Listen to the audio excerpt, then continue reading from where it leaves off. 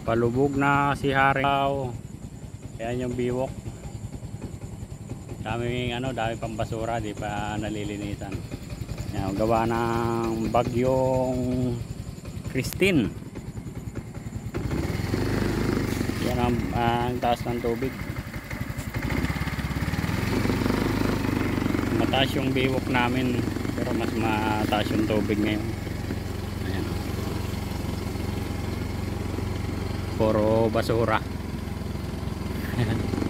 Wala pang naglilinis.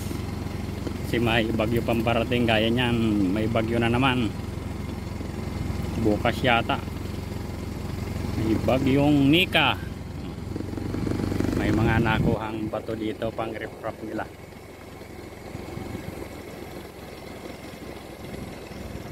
Ayan.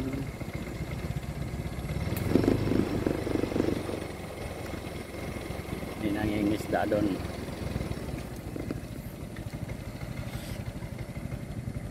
Tapos ito sa feed ko, yan na, bundok na yan.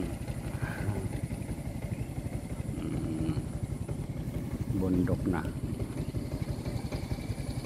Delikadong gumuho pag ulan ng ulan, yan o. Nabibiyak-biyak na yung mga pinagkapitan ng ugat ng kahoy. Pero matigas yung lupa dito. Yan o. Yan. Naukagad yung gawa doon, no? Hindi matibay yung pagkagawa. Ay,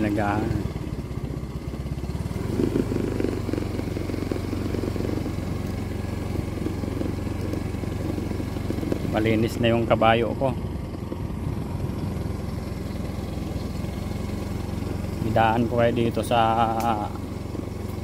ilog. Hindi pala, bundok pala. Galing na tayo sa ilog.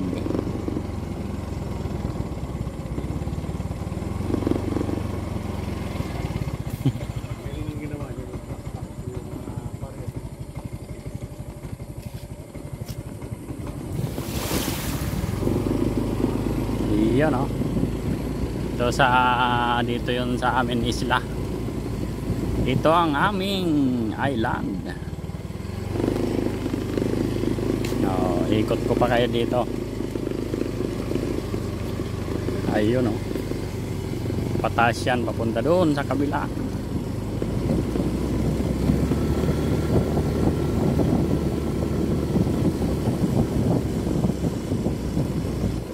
Yun, oh. Tapos palusong naman.